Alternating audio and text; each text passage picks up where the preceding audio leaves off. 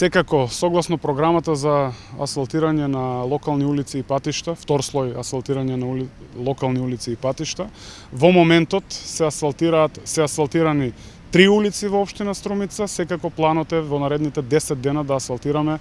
8, вкупно 8 улици со површина од 11.500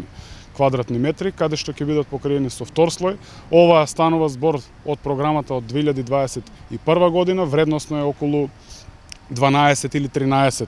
милиони денари, кои што планираме како капитални расходи со новиот ребаланс да ги опфатиме и секако да ги исплатиме, со што ќе се кренат и реализацијата на капиталните расходи на буџетот за 2021 година. Градежната офанзива е нешто кое што е барање од граѓаните и нешто кое што граѓаните сакаат да го видат.